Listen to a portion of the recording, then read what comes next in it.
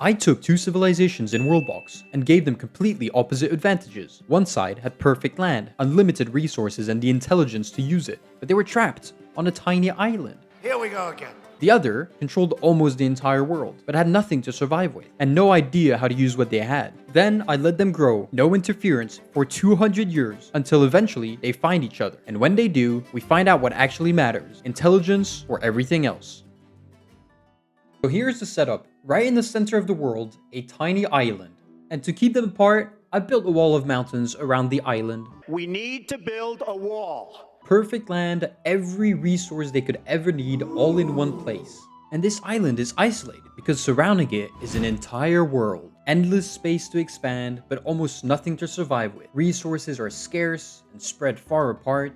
A total wasteland. I mean, not total wasteland, there's technically crabs in there, right? And some cactus as well. Then I added the protagonists. On the island, just 5 individuals, but with one key advantage, intelligence. And across the rest of the world, 50 more, with space, but no idea how to use it. Same world, no interference, just time. Because before they fight, they have to grow. Straight from the start, 2 kingdoms are going to be created. We're going to go ahead and rename them to Smart and Stupid. And we can see 2 species have been created. We'll call these guys the Smart Sapiens. And we'll make sure they're insanely smart. Make all of their births as well geniuses. On the other side, we'll have the Stupid Sapiens, who won't have any traits at all. And we'll make sure that their births are all stupid. I am stupid. We're only at year 2 and the Stupids have managed to separate themselves. And they only have 47 of a population. So 3 of them must have died somewhere. We can see they've already lost one of their bonfires. On the other hand, the Smarts are already collecting resources. And even though they're only 5, on year 4, they've already managed to build a house. And it seems like everyone's going inside the house to go ahead and do their little business.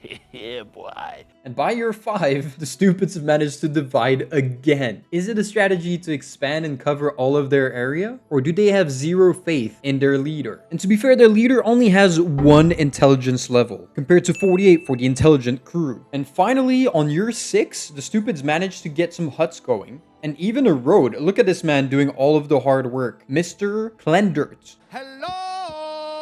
I just gone ahead and linked up the bonfire to the resources. So it only took 8 years for the first babies of the intelligent crew to appear. Whereas the stupid are still stuck on 50. But somehow by year 9, the stupids managed to get a windmill going, which is going to be great value for wheat. They're making a 4th village already, expanding as far as possible, making up the most from all of the land they have. By year 13, the intelligence already had 11 population. The stupids still haven't moved 1 inch. But they're starting to build their first town hall. The progress they're making on their builds is surprising. But look how many resources the intelligent have gathered already, compared to the stupids who only have 19 gold bars. And if we look at it, for the moment, there's more crabs than stupid sapiens. By year 20, the first town hall is built for the intelligent crew, whilst the stupids have finally had their first babies. And as you can see on year 25, the first war is declared. The stupids decide to attack Uvalum. We're not too sure if they've really understood the concept of this. Oh my god, bro. Oh, hell no, man. What the... And the village of Uvalum falls under the stupids, who have regained the couple individuals that separated from them at the beginning. We're now looking at a population of 73 in total, but look at the intelligence, who have gone up to 44. In just 3 years, they've quadrupled their population. Their resources are still full. One of them is trying to hunt a fox that's just roaming around. And 25 years in, they haven't even touched half of their territory. But on year 27, a big advancement is made by the stupids. They've managed to build a port.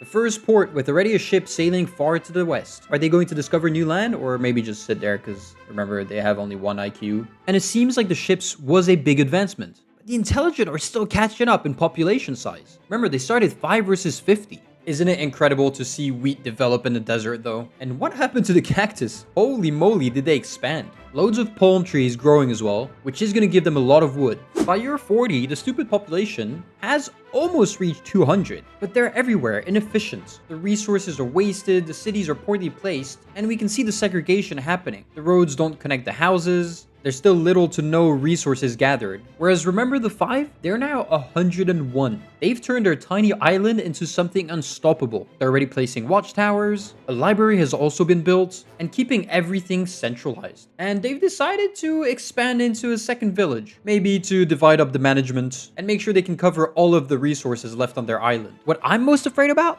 the weapons. The king of the stupids only has a wooden stick, whereas the intelligent already developed steel bows, mithril hammers, and even a legendary armor. Remember, too many individuals with high IQ together can sometimes create tensions. Talking about tensions, on year 45, the stupids have built another village in the north and another one in the south. There's just 3 lone dudes roaming around here though. We've hit year 50, and we can see the population is now 185 smart sapiens. On the other hand, 315 stupid sapiens. So the geniuses have managed to go from 5 to 185 in just 50 years. I say that, it's moved to 187 in seconds. The stupids are still lacking a lot of constructions. Not a single watchtower in sight. No library, no development. The ships are still having a great time though, and we can see how active the geniuses are. They are non-stop working. Like, get back to work! Running everywhere, hunting continuously. Do we just have singing and dancing sheep right here? Is that what we have?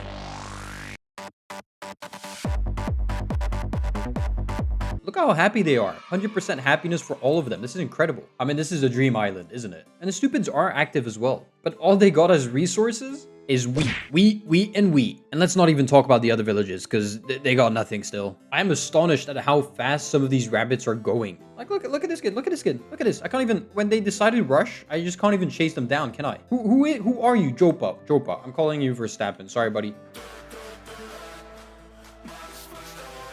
Hopefully Verstappen lives long enough so we can kind of follow up. He's not really happy, actually, so... Death of a family member 24 seconds ago. Let's be honest, that was probably partially my fault for putting humans next to rabbits. They need food, right? They're hungry. And by year 57, they finally get a village on the left-hand side of their island. It's looking really promising for them, though, as they built their first market. They definitely don't have a big army, though. Only 38 soldiers, whereas the stupids have 74. I mean, we've seen their weapons. A wooden stick isn't going to do much. But hey, one of them has a stone axe. You never know, right? A stone axe versus a guard of smart. Surely the stone axe wins.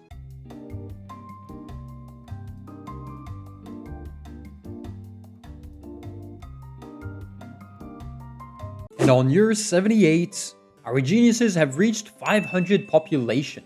We can see that they've now expanded to 4 villages. Now, this almost makes it, it's called Harambe. That's actually crazy. I mean, this village has been going mad. Already with a market, a town hall, a windmill, and a bunch of random statues. I'm not too sure. Is this just a smiley face? Our friends the stupids, they've expanded to, what is it, 9 villages already? And if we look at the populations, the stupid sapiens still have a little bit of a head start. A much more aging population, though, as you can see. They only have 120 children compared to the 201 smart sapiens. I mean, this is just cactus land everywhere. You literally just walk out of your house, boom, cactus. And I'm honestly impressed, but if we look at it, all the houses they've built, they're just tier 1s or 2s. They're very low levels. Whereas these guys are like, they're building like mansions. Not only has he built a nice house, but he's also got adamantine helmet, adamantine hammer, and just leather boots, I guess. He does have fragile health, though. It's not looking too good for this man. I found who's done the atrocity of killing Verstappen. Apparently, it was Ilibria. This being right here, 59 years old. How is that even one kill only? And it's the one and only. The disrespect is real.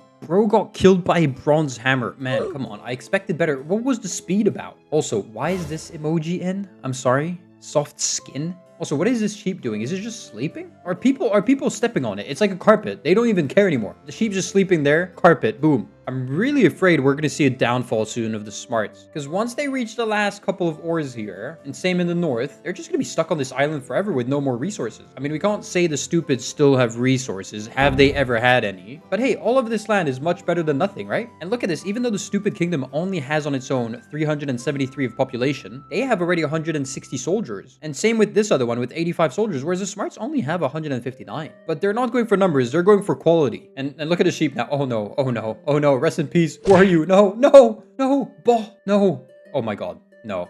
I'm so sorry. I don't know if I can post this. You guys have just noticed slaughter live. I'm really unsure of the separation at the beginning. Remember these Sopton dudes who just went in straight at the start and separated from the stupids? I mean, look at how little advancements they've made. They haven't optimized anything. They just have one windmill and one town hall. That's about it. We've reached year 100. And the populations are almost even now. But this is potentially where things will start to shift, as almost every pixel of that central island has already been taken. I guess the geniuses are just flexing at this point with all their statues. Look, they're even putting a huge crab just in front of the stupids. I think they're straight up taunting them. They're trying to prove the stupids that even though the stupids got crabs, they can't even get a statue as big as this one. And we just found our smartest genius. I'm not going to say it, but this is his IQ level.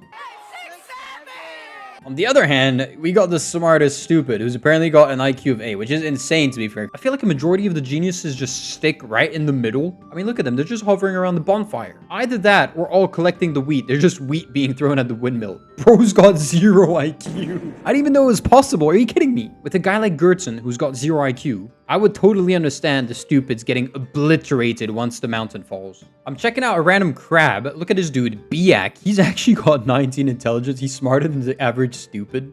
He's smarter than all the stupids. I'm sure if we made the crabs fight all of these dudes would still lose. Fast forward another 50 years into year 150. And there's two things that are bothering me right now and probably bothering you as well. This patch, why has it not been conquered yet? It's been like 50 years, it's just been strolling around. These 3 trees are just stuck out there. Apparently the smart population doesn't want to take it. Secondly, this kingdom, honestly, it's just been stuck there the whole game, doing absolutely nothing. They can't even place ports on the outskirts. They have a stone statue. It's literally just a block of stone, nothing else. But you must have noticed the drastic change in populations. Almost 500 more stupids on this planet now. Not sure I'm down to have more 0 IQ guys, honestly. I mean, there's still 735 of them starving and 377 homeless dudes. And we haven't gone into much depth with our village leaders yet. But when we do, I mean, look at this dude, 43 years old. He's going out with a 21-year-old Alta. His kids are literally 22. They're older than his wife. I mean, hey, to be fair, there is a stupid leader right here, Miss Chalfield, who is dating a 26-year-old boy. I think we could call it a boy at this stage.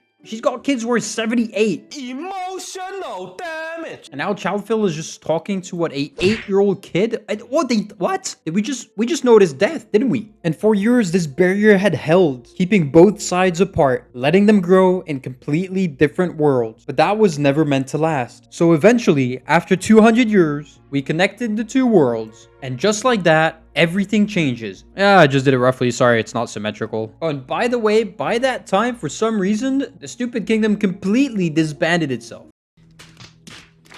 So there's 116 left of them. And in a bunch of different kingdoms. The grass is growing, but the geniuses aren't pushing yet. Wait, there's one little child just roaming around here, going for a visit. This is extremely dangerous. Oh no. Ted is 4 years old, and he's just going on a mission. How far is he going? Bro's just having a time of his life. He's being followed up by someone else. Who is this? Enra, who's 4 years old as well. Where are they going? And whilst Ted is just having a stroll through the stupid's territory, the Kingdom Smart has declared war on Eugenia. And that is the strongest power of all the stupids. What are they doing? Where are they going? He just stopped. He's crying now. Oh, poor dude. Poor kid. Oh, you got a death of a family member. And you conquered a city? Oh, they've already conquered in the south on the Uller. Uller's going down. They didn't have much. Look at these dudes. Look at these guys coming in with, steel hammer. That's all they got. Stone sword, copper armor, and copper boots. And these dudes just have what? They got a wooden bow and a wooden spear. Yeah, this guy's not holding on for long, is he? And look inside the smart territory. We can see some patches popping up as the stupid alliance is pushing deep into the geniuses' territory. They've pushed in the north and already taken a village. They're pushing in the south as well, completely unarmed, just wooden bows and wooden hammers. That's it. That's all they got. But remember, the smarts have no army. They only have geniuses. They didn't train themselves well enough. And for anyone wondering, this is Enra coming back somehow, so they've managed to survive. Not sure where Ted's gone. He's probably just jumped off because he's had enough of life. And on the year 206, we can see the stupid alliance all coming together, pushing the geniuses from the north with intense back and forth combat, some kingdoms resurging in the south, and panic hits all over the geniuses' side. And just 7 years into the war, the entire stupid alliance marches on the island. And this is it. There's no retreat anymore.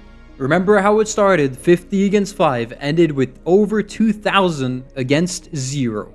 They had everything, perfect land, unlimited resources, intelligence, but they didn't have enough numbers. And for this time, that was enough.